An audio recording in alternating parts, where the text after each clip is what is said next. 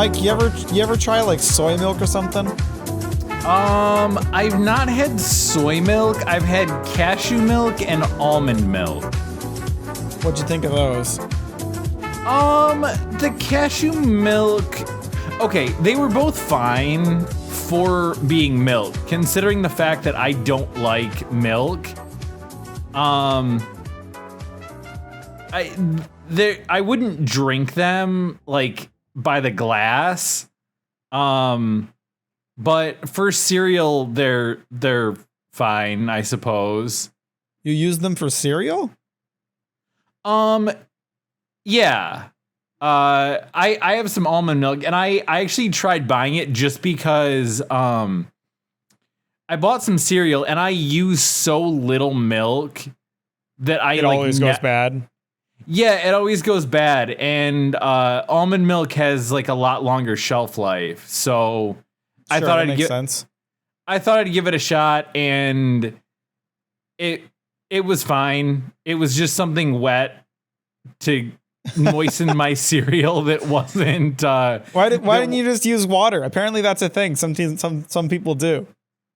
Yeah, I heard Jim Harbaugh uses Gatorade on his cereal. I don't know if that's real or if he was just being an asshole, but yeah, no, I thought water would be weird. So yeah, almond milk. It's definitely got like a little bit of that like creaminess instead of water, but yeah, I don't know, you just taste the cereal, so it's fine. I wouldn't use it for anything that like any kind of recipe. Like if I was making mac and cheese or something like that, I don't think I would substitute it, because it's much like we've talked about turkey bacon not being a good substitute. Sure, I gotcha. I don't think it's really that great of a substitute in most cases, but nah, I'm not going to just sit there and drink a glass of any type of milk, including cow, unless it's chalky. Maybe dunk an Oreo or something in it. It might be. Unless it's chalky? Yeah, chalky milky. Oh, I thought you meant like milk that is infused with chalk, and I'm like, why would you want that? No.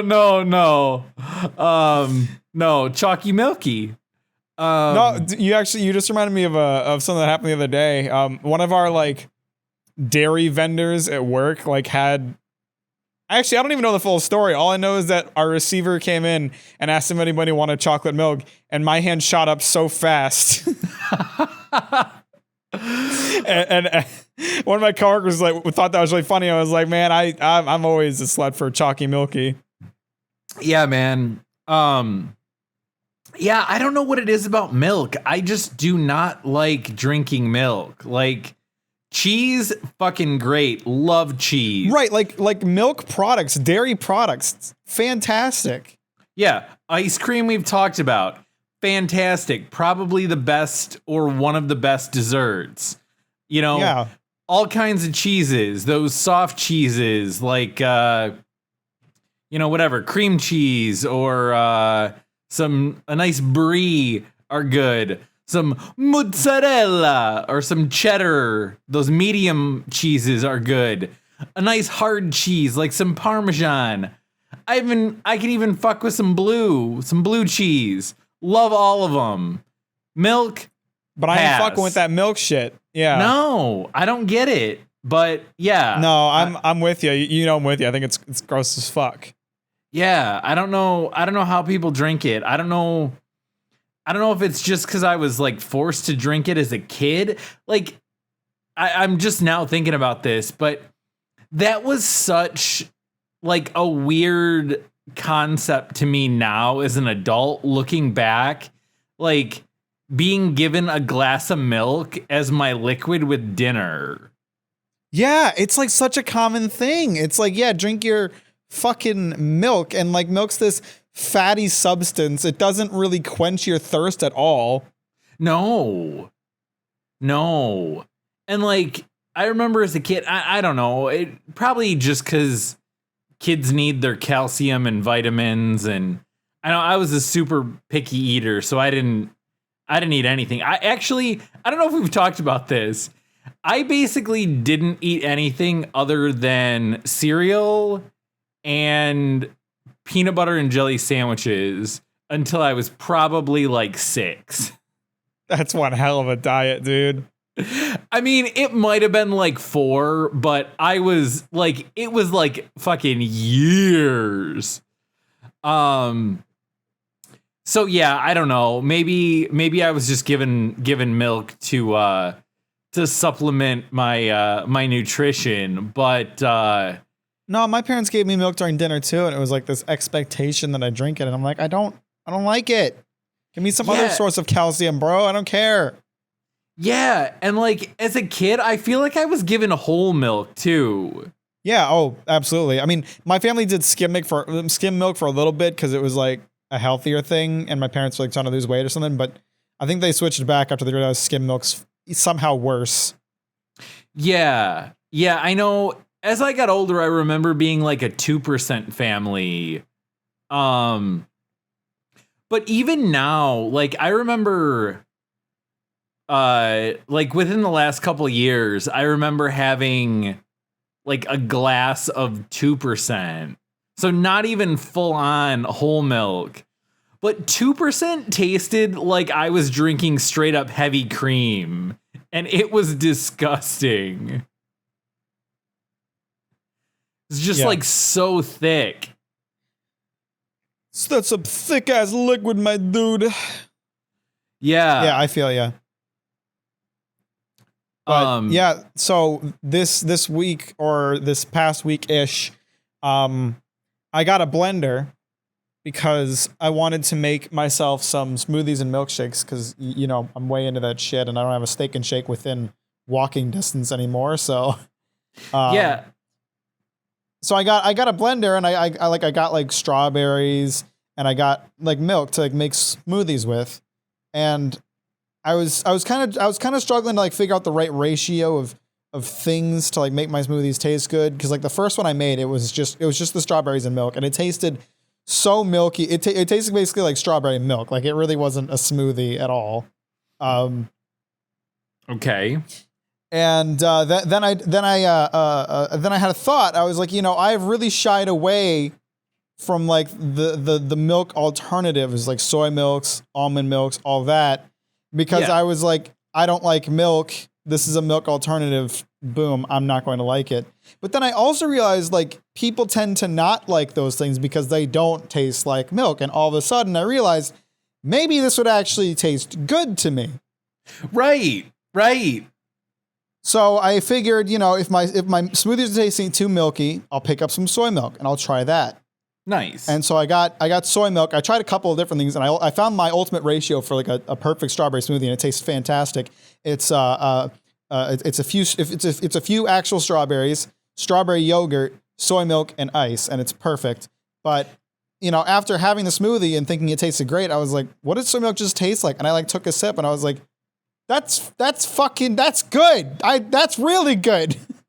Nice. And I have like a couple times in the past like 2 weeks just straight up poured myself a glass of soy milk and drank that shit.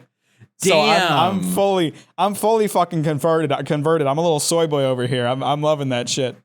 Nice. You just got to be careful with that. I hear if you go too hard with that, you can get some man boobs, because soy is loaded with like estrogen or something like that. But I know, that's where the soy boy meme came from. Yeah. Pro tip on making yourself a smoothie. Cause I blend up some protein smoothies now and then. And instead of using ice, if you freeze the fruit, that is a solid tip. Well, I tried it with frozen fruit and non-frozen fruit, and I got more flavor out of the unfrozen fruit. So okay. It's not like a lot of ice. I literally add like 2 or 3 cubes, just enough to like cool it down. Other than that, like the like liquidy part of it is fully like the soy milk and yogurt. Okay. The other thing I was gonna say that you could try. I mean, clearly you said you're a soy boy, so maybe this is unnecessary. But I much prefer using orange juice as the liquid instead of milk or a milk substitute. I've heard that. I haven't tried it, but I'm just going off what it sounds like. It sounds like it would be really overpowering. I like really fruity instead of like the creamy in my smoothie. So for me it works, but if you're good with the soy boy, go for it. Yeah, anyway, that's been the highlight of my week. Nice. Discovering soy milk. One that I made that was really good. I made a like a chocolate peanut butter banana smoothie. And that sounds good. That was pretty fucking lit. That I used chocolate protein powder, or I guess you could use like either cocoa powder or like some like Hershey's if you're going that route. And then like 1 or 2 frozen bananas. I use powdered peanut butter. I think that it blends up pretty well. Or you could use regular, I suppose. And then some sort of milk or milk alternative. You can maybe even throw some cinnamon in there. Maybe a little vanilla extract. I like the sound of that. A little cinnamon boy doing what cinnamon boys do. Yeah, man. And that was a fucking lit smoothie, let me tell you. Nice. Yeah, sounds good, bro. Yeah, I like a good smoothie. I'm enjoying the experimentation aspect. It's fun, but also sometimes really disappointing. Yeah, I hear ya. I tried making one time, and it turned out really good. I tried making it like extra healthy. So I had like a creamy orange flavored protein powder.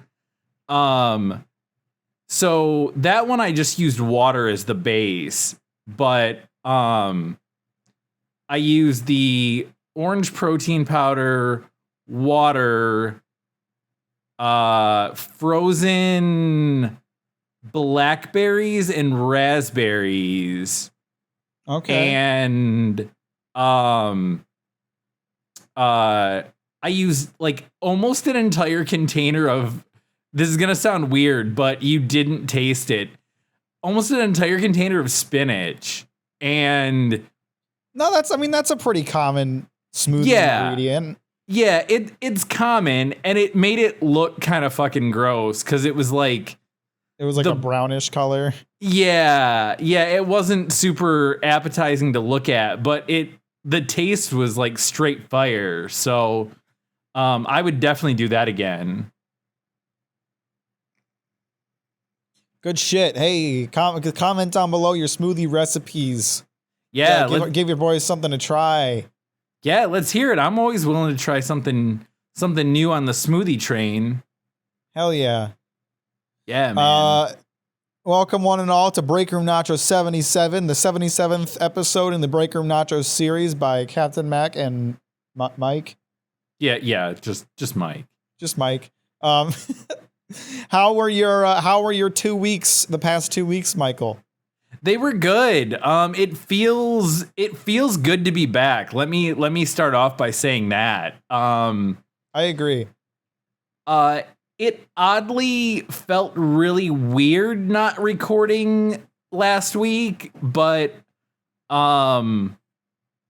also a little bit of a relief to get a little break in there. So it was kind of nice, and I have a little more to talk about today. Look, we've covered 15 minutes or almost whatever, and milk and smoothies. What's that? And so we've covered 15 minutes. All we've talked about is alternative milk and smoothies. Yeah. No, I like it. And I don't know. I feel like we both have a little more energy at the table right now. So I like it. No, my last 2 weeks have been good. I got some stories on deck. I will say that my two biggest super fans, well, I guess our two biggest super fans, Mike and Brian, both expressed their displeasure in not having a new episode every week. I'm sure they did.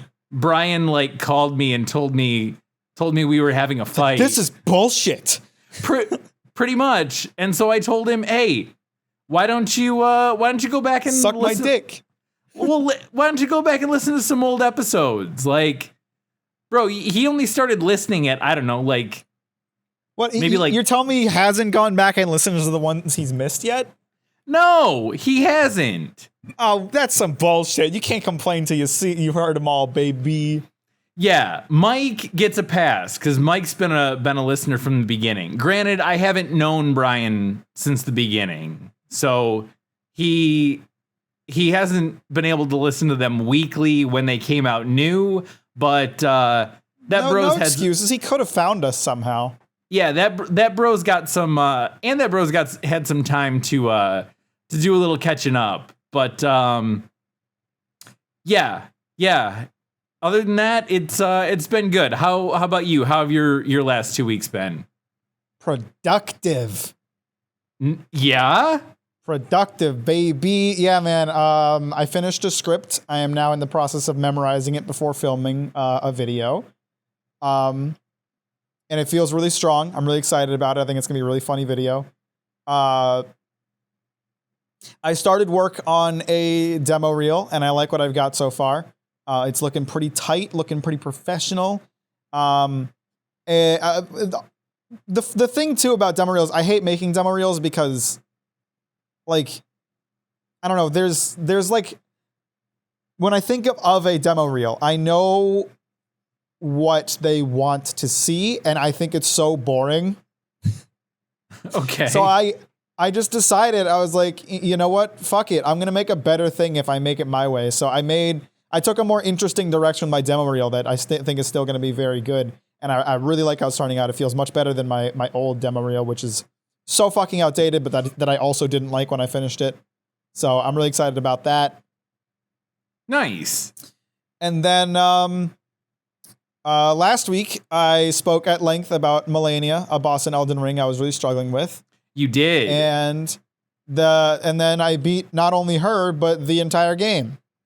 Nice. You beat her within hours of us finishing a couple recording. hours after us finishing that episode. Yeah.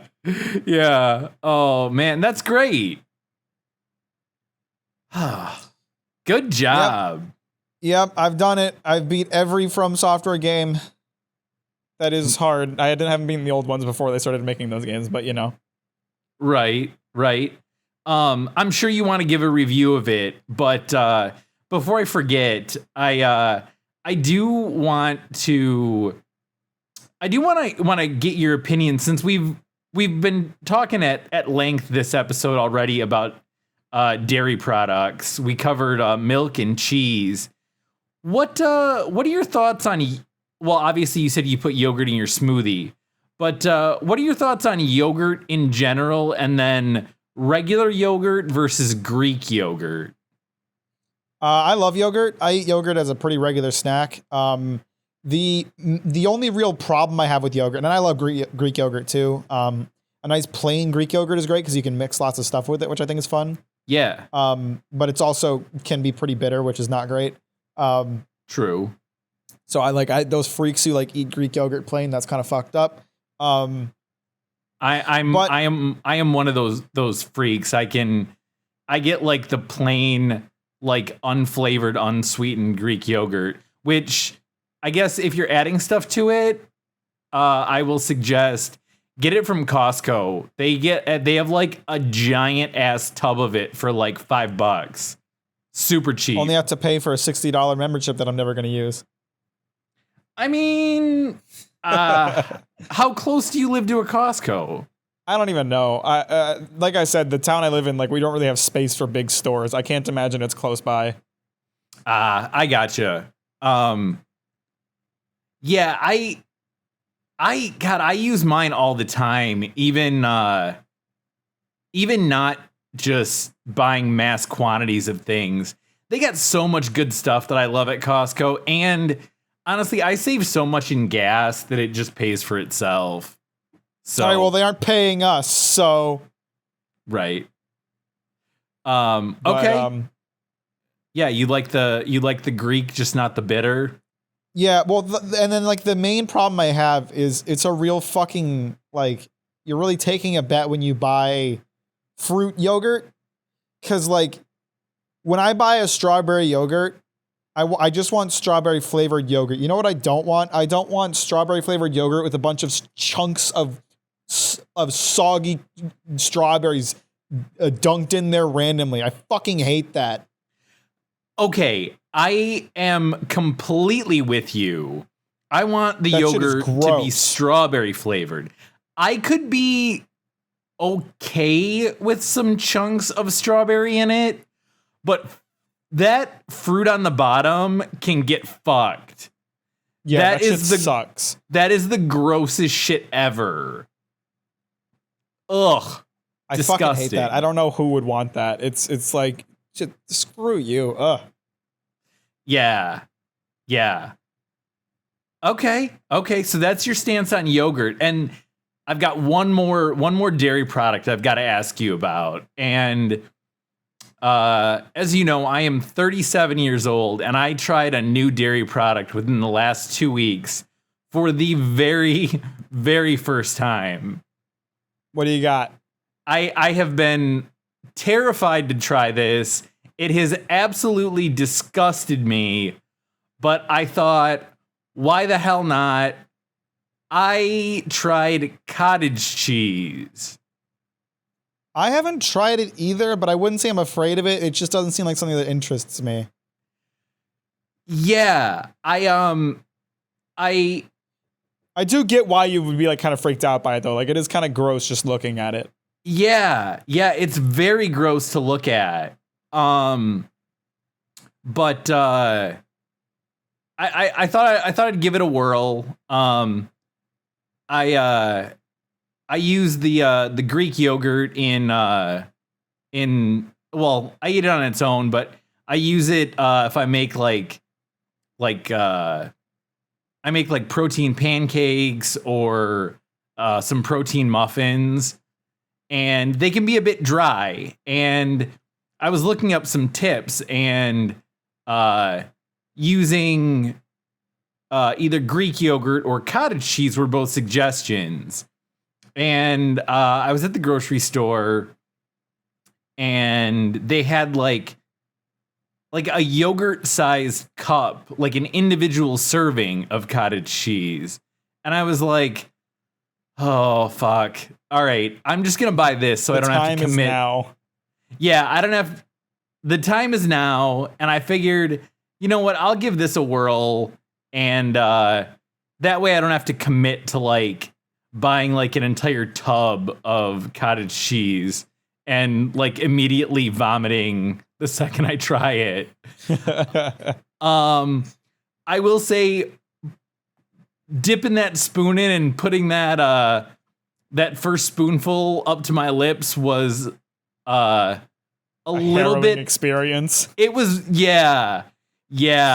Like you would think that I was eating like, I don't know, like a spoonful of feces or something. I was like terrified.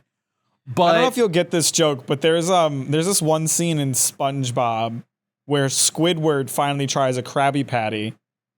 Have you ever seen that? I don't remember what happens, but that sounds very, very familiar. They do this great thing where they like, as it gets closer to his mouth, they like zoom in further, and every time they like zoom in, it's like a more realistically drawn image of like a burger and like his mouth. And then he reaches out and takes like the most microscopic bite ever. and ends up, and the rest of the plot of the episode is he loves it and gets super fat off of eating them. But that's what I'm imagining, like you with the cottage cheese. Yeah, that is almost exactly what happened. The second I tried it, I was like, holy fuck, this is good. Why have I been avoiding this my entire life? It's goddamn, yeah, it's like super creamy. The best I can describe it is I don't know, like picture like, I don't know, like a thin unflavored yogurt with like chunks of mozzarella in it. It's pretty fucking delicious. Or maybe like cream cheese, only not as like tangy. It's just you didn't fucking make that sound very appetizing. Yeah, I don't know, but I mean, you like yogurt, and I assume you like mozzarella and also cream Love cheese. me some mozzarella. Mozzarella is my go-to sandwich cheese. Yeah. So, yeah, no, it's fucking, it's really good. And then I went out and I bought like a tub of it the next day because it was that good. I just sat there on the couch while you stared at the wall and with a big old spoon, just spooning entire spoonfuls of cottage cheese into your gullet. Just staring at my TV that's turned off like I do. Yeah. Like I used to do back in the day. Oh, damn. Yeah, I don't... For reference, our old coworker Ken used to give me shit for just sitting on the couch and staring at a blank TV. And that was somewhat true. On my days off, I used to stream my favorite radio show, and I would stream it through Chromecast, so I would play it through my TV speakers. So there was nothing actually happening on TV, but I would sit there and I'd be doing other things, frequently sitting on the couch playing on my phone while it was streaming. But yeah, so that's where that came from. But I don't do that anymore because that radio show is Monday through Friday, and I don't have that retail schedule where I have weekdays off anymore. So no need to do that. But yeah, that's where that came from. Yeah, one time Mike just sent me a picture of his wall while he was doing that, and I thought that was really funny. I did do that. Holy shit. Fuck, I forgot about that. Oh man. Have you cooked anything interesting recently? No, I haven't done any cooking recently. Okay. I do have a recipe from a coworker I want to try, but I haven't done it yet.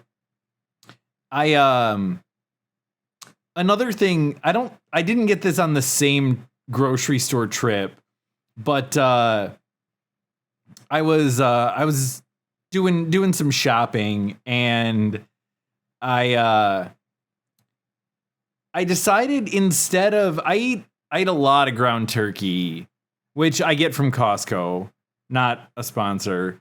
But I get it there because it's cheap as fuck. And I eat a lot of it. And I'll eat ground beef too. But I bought ground pork, thinking I'd give it a try. And I'll have to send you a picture, but I made some ground pork smash burgers in my cast iron skillet on the stovetop, and those bitches were fucking fire. Nice. I highly, highly recommend doing that. Man, look at us, Mike. Just a couple of boys trying some new foods and finding some new delicious shit. Yeah, smash burgers in general are pretty epic, but ground pork is such a good meat. Like, I'm shooting a picture over to you right now. And I bought like the 90-10, like the lean healthy ground pork, and it was not dry in the slightest.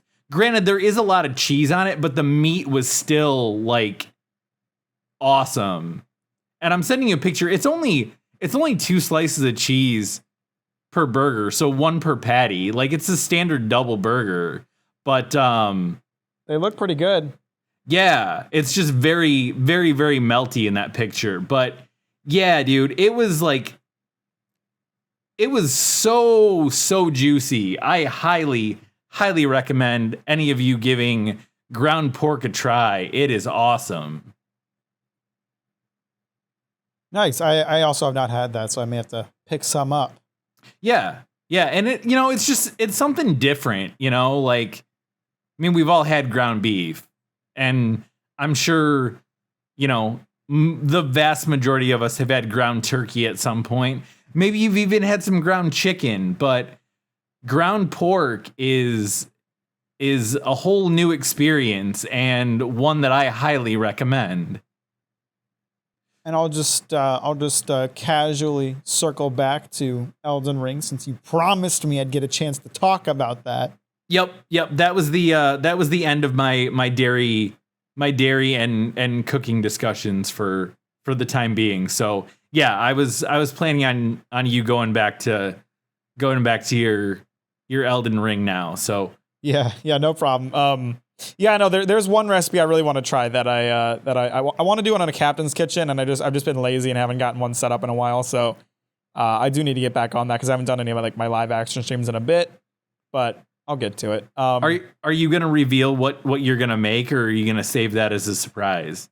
I don't remember what it's called. It's like a pasta and mozzarella dish, but that doesn't make it sound very good. But no, it looks really fucking good. My coworker was telling me about it when we were talking about a product. And I was like, I never tried these before. And he's like, these go really good at this recipe. And I was like, and he explained the recipe to me, and I was like, that sounds fucking awesome. Can you send me that recipe? Nice. So off the top of my head, I'm thinking like a baked ziti or something like that. But yeah, you'll definitely have to let me know when you're doing that, so I can tune in. Not only do I love Captain's Kitchen and cooking myself, but I do love me some Italian food. Yeah, baby, gotta get that Talio. Hey, yo, the Italiano. But yeah, Elden Ring, beat it. Wish I could feel less mixed about it than I do, to be honest with you. Okay, why are you feeling so mixed? There are kind of a lot of reasons, and I will preface it by saying, like, I still love Elden Ring. Like, if you compare Elden Ring against like the other mountains of garbage that come out every year, like, Elden Ring is still like in the top tier, upper echelon of games. But compared to the other FromSoft games, compared to like Dark Souls, Bloodborne, Sekiro, all those, it's really not my favorite. And I wish I didn't feel that way, because, ultimately it is a really good game, but there's just some things about it that I really didn't love. The big thing that kind of plagues the whole game is just bloat. It's a very bloated game, is how I would describe it. I remember, like, before Elden Ring came out, we talked on the podcast about how I just blasted through Sekiro and Demon's Souls, right? Like, yeah. Both of those games I got done super fast, and then I started playing Elden Ring in April, and I just beat it now in July. Elden Ring is a stupidly long game. It's like, I streamed for way longer periods of time when I was playing Elden Ring than the other games. There's so fucking much in that game. Like, before Elden Ring, the game that took me the longest amount of time to beat was Dark Souls 2, and that took me 35 hours. Do you want to take a guess at how many hours I spent playing Elden Ring? Oh, God. Well, I mean, you battled that one boss, you said, for like, like every day for like a week or something like that? Yeah. I'll say 50 hours. 103. What? It took me 103 hours to beat Elden Ring. And that's me missing one entire area of the game. Wow. It is a gargantuan game. Wow, I just quickly did the math. That is 4.29 days worth of playing time. It is absurd. I'm keeping track of like all of the play times it took me to beat the games because it's something I'm going to talk about a bit in my video. But like, I think let's see, I could beat Sekiro, Demon Souls, Dark Souls 3, and Dark Souls 2 in the amount of time it took me to beat Elden Ring once. Damn, bro. And, you know, the worst part about that is, like, I want to say that, like, all 103 hours were as quality and perfected and polished of an experience as I had with all the other games. But the simple fact of the matter is that they weren't. It wasn't. Oh. And this is where that word bloat that I mentioned comes in. It just feels like there's certain parts of the game that are just, there's just too much. The game feels too long, which is not a criticism that I ever expected to lobby against like a From Software game and Elden Ring. Like, that's not really something I ever expected to say, but like, god damn, man, there is a point in the game that like pretty much everyone in my chat who's played the game agrees like this is the spot the game probably should have ended because the last 20% of the game is just miserable. It's like not fun to play. Oh, that sucks. It really sucks. It's really disappointing. And like, you know, that's like the part of the game where I fought Melania, and like she's not the only boss in that section that I just had a miserable time playing. She's not the only boss that I felt was like decently unfair. The main problem with like the late game areas of the game is like you don't end up seeing a lot of new stuff. Like for the last 20 hours of the game, it feels like you're fighting all the same enemies you've been fighting for the rest of the game, except all of them have inflated health bars and do way more damage. And like, that's not really a great way to design an area. Yeah, that's not. And it really sucks that you didn't like the very end, like that last portion of the game. Like, right. Like if that was right. If you liked the beginning and then like, you know, 20 or 25% of the middle of the game kind of sucked, and then it got awesome at the end, you'd be like, okay, I can overlook that middle portion. Right. Like that's the thing too. Like the fact that the end was so unenjoyable for me has really like tainted my entire opinion of the game. Like I have to like actively like go back on old streams and like watch myself having fun with the game to remind myself that like, oh yeah, this was a game that I really did enjoy playing, because like the last portion of it was like an entire other game's worth of playtime that was not fun to play. And so it kind of tainted the entire experience where it made it feel like I didn't enjoy the entire game, which isn't true. I loved a lot of the game, but that last part just was not great. Oh, damn. Well, I'm sorry about that. That sucks. Yeah, so there's that aspect of it where like the last portion of the game wasn't great. And then there's the other portion of the bloat is related to like the basic game design. So, you know, technically speaking, every FromSoft game is an open world game. Like you're allowed to like, you're not like in a level menu where you have to choose what level you're going to and then load into it. There's no point in the game where you're like not allowed to go back. Like you're allowed to revisit any part of the game at your leisure. There's certain parts of the games that you can like skip to early, stuff like that. Like technically speaking, every one of the games has like open world aspects, but Elden Ring is the first game that was like an actual open world game where they had like a huge, gigantic open world that you could explore at your leisure, to the point where they like gave you a horse so you can move around it faster, where there's like big empty areas where you can like, you know, visit, but like as you're traveling from point A to point B. And a lot of people were really excited about that. And I really wasn't, because, and I know this is unique to me. I know that like a lot of people love open world games, but I'm just not a huge fan of open world game design. I feel like generally it's kind of lazy. They tend to recycle a lot of content. There tends to not be a lot of reason to like go and explore the entire open world. And before Elden Ring came out, one of the things I said about it was like, if they really want to nail this game, they can't make an open world like every other game's open world. They have to evolve that open world concept. Okay. And unfortunately, they just really didn't do that. You know, Elden Ring mechanically is the exact same as Dark Souls 3. A lot of the enemies are the exact same. The weapon types and combat are the exact same. Everything feels the same as it does in Dark Souls 3. Elden Ring is Dark Souls 3, but newer and bigger. That's like a one way to describe it.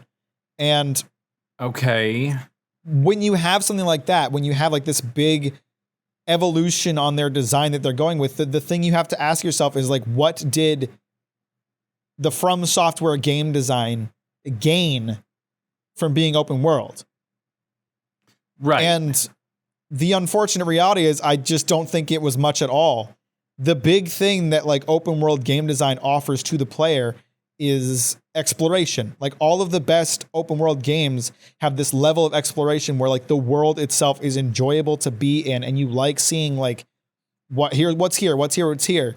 There's some big thing in the distance. I want to go there and check it out. Like that's why like the new Legend of Zelda game, Legend of Zelda Breath of the Wild, is so beloved because it has an incredible open world exploration experience. And okay, it's not to say that Elden Ring doesn't have that, but From Software's games had an incredible exploration experience before they were open world. I gotcha. So going to open world, you don't really gain that because they already had that. And in fact, in a lot of ways, it's lost because the one really cool thing about From Software's game designs is, you know, they really have that focus on exploration. The levels themselves are as enjoyable to be in as like the combat is fun to do. And they have all kinds of like secret areas and secret pathways and diverging paths, and you love exploring that aspect of it. And a lot of the time, the secret pathways or alternate areas don't actually lead anywhere. They'll lead to a dead end.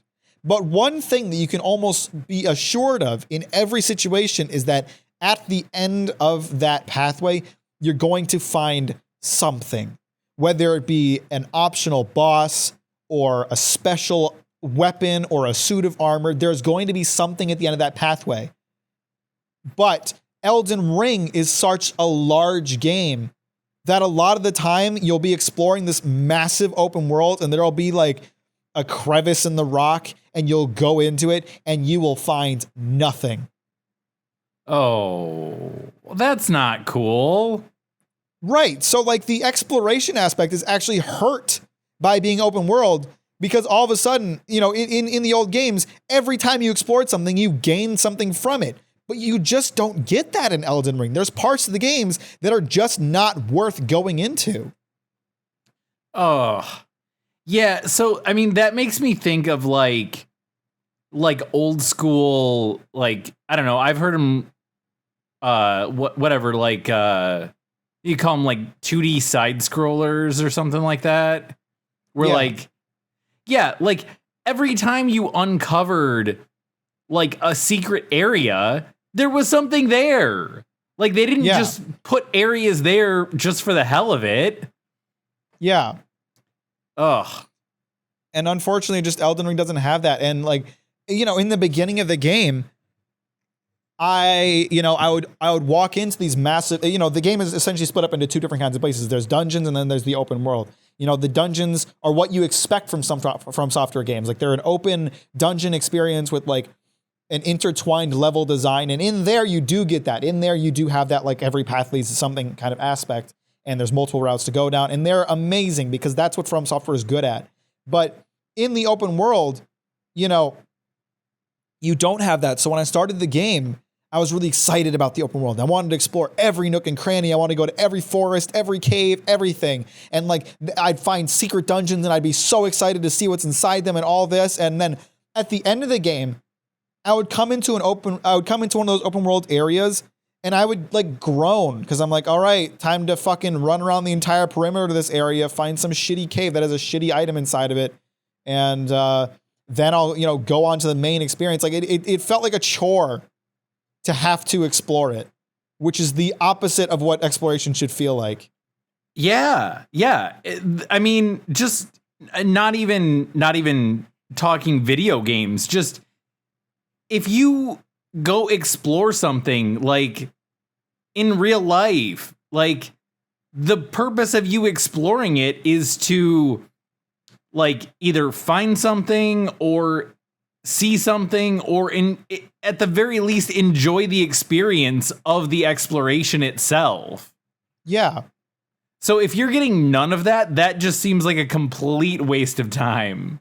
It's a total blunder. And like that's a big part of the bloat right there, is like the fact that the open world is so large, but so little of it is actually worth seeing. And then within that, you have like small dungeons. Like you have the big dungeons that are like the main areas where you go to fight the main bosses, but then you have smaller dungeons. And like one really big reoccurring one is catacombs. There are catacombs where you like go and fight undead, and then like at the end there's a boss, and nearly every catacomb offers the same reward, which is spirit ashes.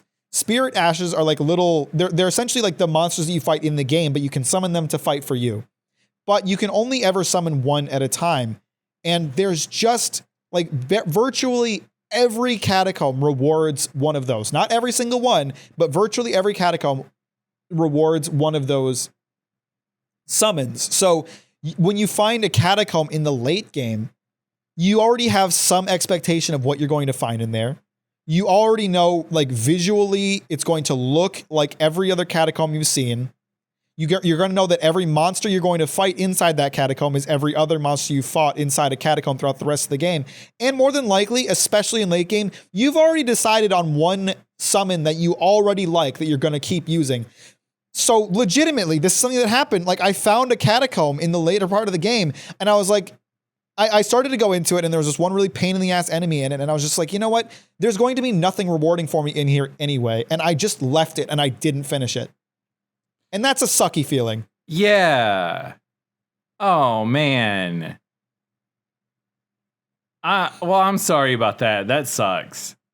Yeah, it does suck, and I'm really disappointed in it. And if they decide to go with this style of open world again, I think they need to have a lot more restraints in how large they make it, and or they need to seriously evolve or expand on that open world design, because I don't think their games benefit from being open worlds even remotely. I think they're better off not being open world, especially if there's going to be so much disappointment and frustration attached to that open world existing.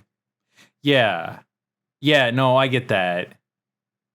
And like, and then again, like, and I'll put that nail in the coffin. Like, one last time, bloat is just the number one word I kept coming back to when I thought about that game. Like, there's too many of those dungeons that you don't end up feeling rewarded for doing. There's too much open world that isn't worth exploring, and parts of the game just aren't even fun. Like, there's this one part of the game really early on, and if anyone's played Elden Ring, I'm talking about the Weeping Peninsula. I'm sure you know what I'm talking about.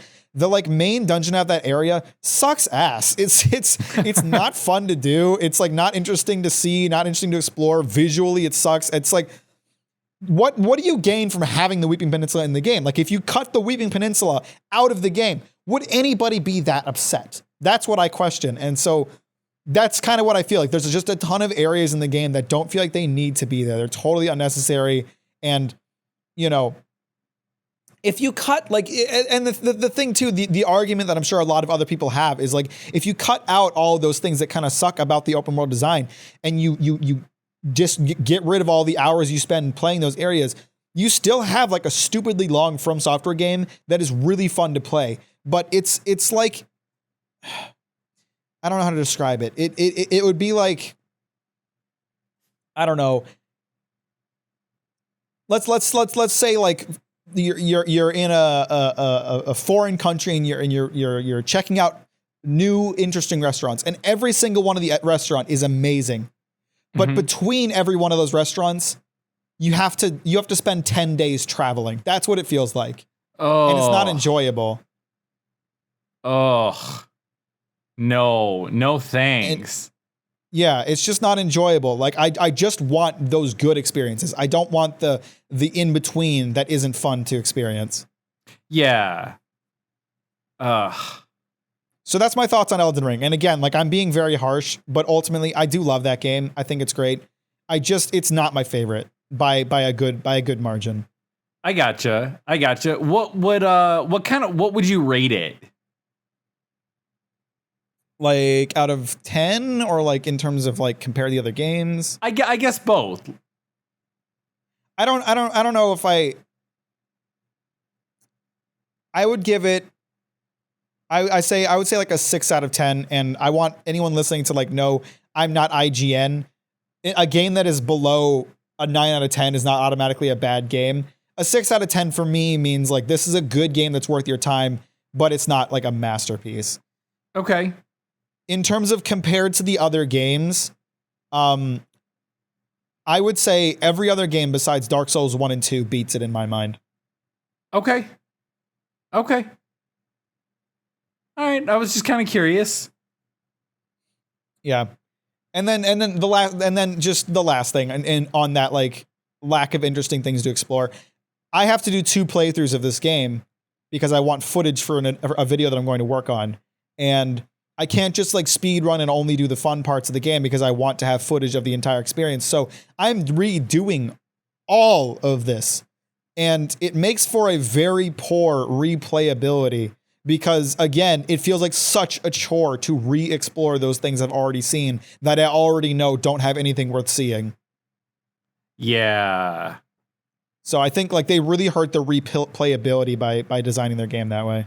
Yeah. Damn. Well, fuck, dude. That sucks.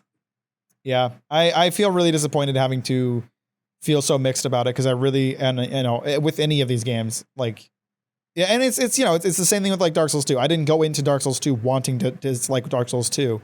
I don't like that I ended up hating Dark Souls 2. It's just the unfortunate reality.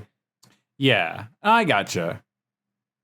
Now that you've completed this series, what's on tap next for you? Do you have a new series that you're starting, or are you just gonna go one game randomly at a time for a while, or what's your plan there? I think I am going to take a little bit of a break, but my plan after this is to start tackling the Souls-like genre of games. You know, Dark Souls being, and the other games in the series being as popular as they are, they basically inspired an entire subgenre of games that took inspiration from Dark Souls in their design. And there's a lot of really popular ones that are known to be like really good, and so I want to play all of them. Okay. How many games would you say are involved in that? Oh gosh, I don't even know. In terms of just like the ones that I know I want to play, there's Hollow Knight, Code Vein, Neo 1 and 2, The Surge 1 and 2. What is it called? Mortal Shell. There's a ton of them. Okay. Well, that'll keep you busy for a while. Sure will. Nice.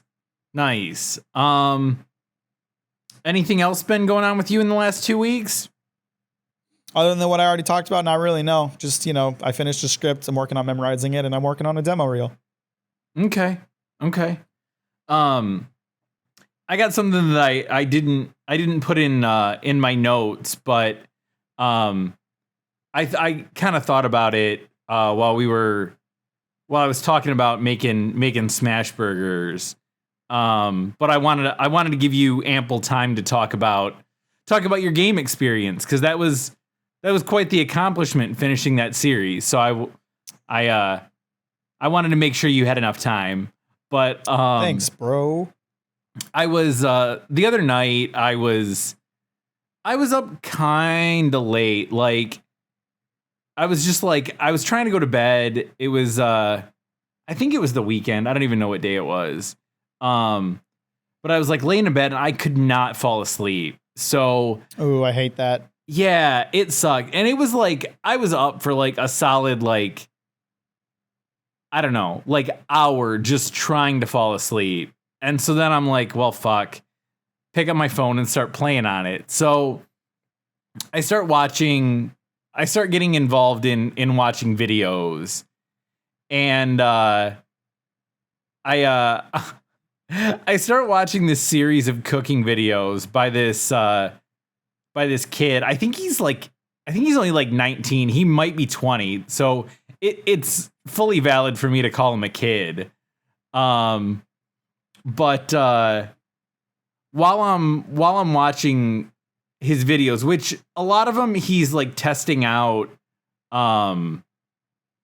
like viral hacks or viral videos, and so he does them really quick. And I find them pretty entertaining. So you can blast through like, I don't know, like 10 videos in like a half hour. And I get a message from our boy Ken's wife Amy. I guess because I was watching him on Facebook, and so she must have saw that I was like active at, I don't know, 2:00 in the morning or whatever time it was. And she was like, go to bed. And I was like, yeah, I'm in bed. I've been in bed since like 11 or 12 or whatever. And I said, I'm watching video. I've been watching this little twink boy test out viral videos. And she's like, of course that's what you're watching. And so I sent her one, which was him deep frying a skirt steak. He likes to deep fry a lot of things in addition to testing out viral hacks. And she watches it and says, I feel like you two share the same vibe. And I was just like, rude. And she's like, no, it's what's rude about that? You clearly like that guy. Yeah, no, I get it. And I was like, rude. And she's like, no, it's positive. And I was like, little twink boy vibe. Got it. But I just thought that was kind of funny. But I do like, he does have some real positive energy, and he makes some damn good videos, especially if you look at his YouTube stuff. He does some more like real cooking, and I haven't made anything or tried to make anything, but I ordered up his cookbook because it was like, I think it was like half off. It was, or like 40% off for Prime Day. So it was only like $15, and it came to me the same day that I ordered it. So, yeah, that was kind of cool. He's got a weird name. It's like Eton. Eton Burnett? Eating these nuts. Oh! Yeah. Yeah, Eton Burnett. He's got a cookbook called Eton Eats the World. And I flipped through it, and some of the recipes look pretty dope. But like I said, I've yet to try and actually make anything yet. So we'll see. I'll update that if I do. But I just thought it was funny that I called him a twink, and her response was that we have the same vibe. So I guess I give off a little twink boy vibe. Well, in terms of like people comparing you to other people, yeah, there's a bit of a trend that I've noticed recently, and this has been going on my entire life, but I've been noticing it particularly lately for a specific reason. And you know, that reason being that my Chainsaw Man video is fucking crushing it. It just passed over 50,000 views, and I am up over 7,000 subscribers. Hell yeah, bro. Kind of pog, but like something I've noticed going on with like commenters, and something again that has been going on pretty much my entire life. People, and I feel bold enough to say, especially white people, cannot tell the difference between people who have curly hair. Yes. Because I get a ton of comments from people comparing me to other white dudes with curly hair who look nothing like me. Okay. I got compared to some YouTuber called Yakakum. I don't know what the fuck that name means, but I looked him up. His hair isn't even like a similar texture to mine. It's not the same color. Our faces look nothing alike. The only identical feature between us is that our hair is curly. Okay. I got someone leaving a comment saying I looked just like the kid from Stranger Things. That's weird. Yeah, who I also looked up, and I also look nothing like. Out of curiosity, which character were they even comparing? Oh. They just said the kid from Stranger Things. They didn't specify. I assumed it was the fat kid. Yeah. Because Finn Wolfhard's nose is a pretty distinguishing feature. I can't imagine they would confuse us, but at the same time, who fucking knows? Yeah. No, dude. I kind of even dismissed that kid as a kid that you could look like, because you guys look nothing alike. Nothing alike. It's completely different. The only matching feature is that we both have curly hair. But his, again, is a different texture and a different color. So it doesn't make any fucking sense. Right. Even like without your glasses, you wouldn't even look like that kid. No. No. So I'm getting a bunch of comments that are just like that, and it's really got me thinking, like, man, people really just see two completely unidentical people who both have curly hair, and are like, wow, they look exactly the same. Okay, I will say one thing about that I think is a positive. I'm glad to know that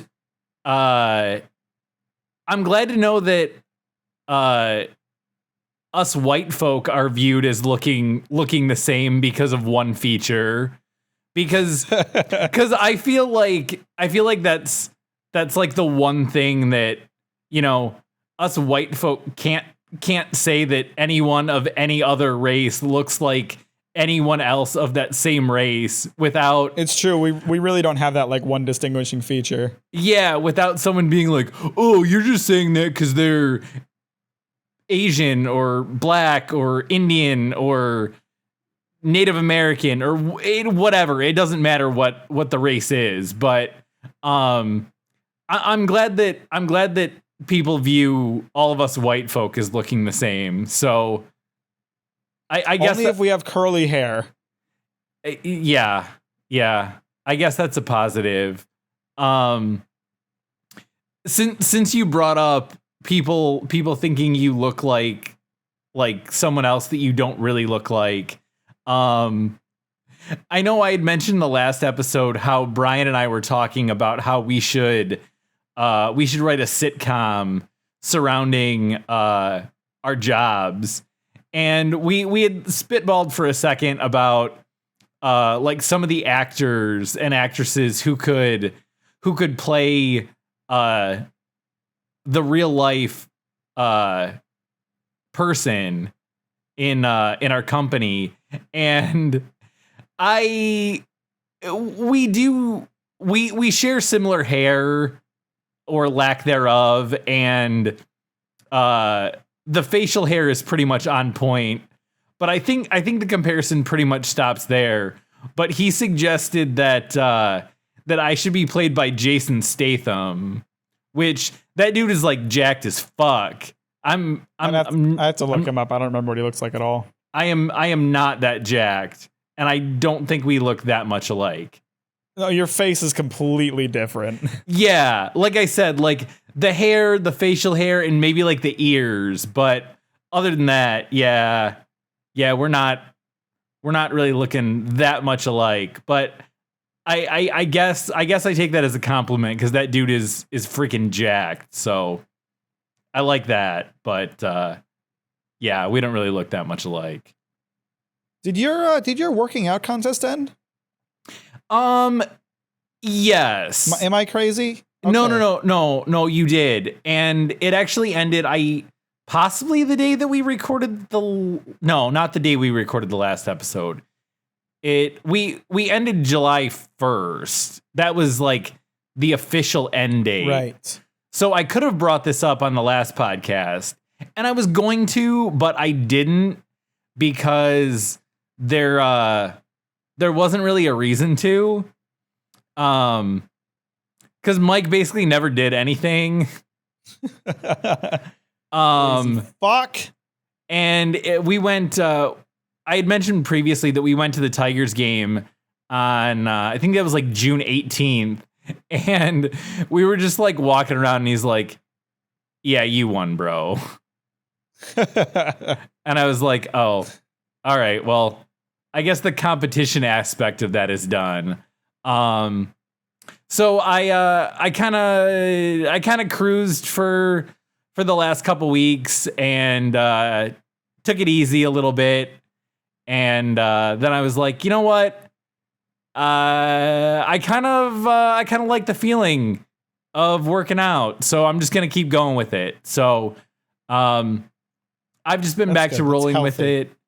Mike never really gave an update on like what progress he made. I do think he said that he had lost like 10 pounds at one point, which, I mean, he said he gained like 6 on his vacation, so he was really only down like a net 4. But I mean, props to him for not like maintaining his gained weight. So that's good.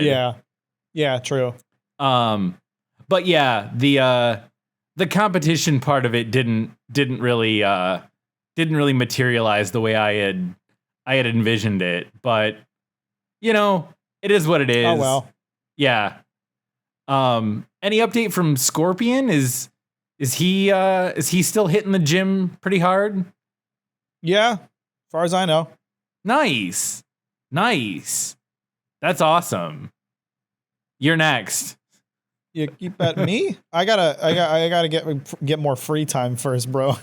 Yeah. No, I gotcha.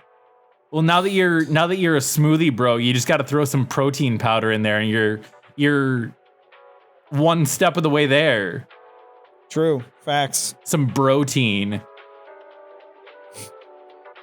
And with that, thanks for watching, or thanks for listening to Breakroom Nachos.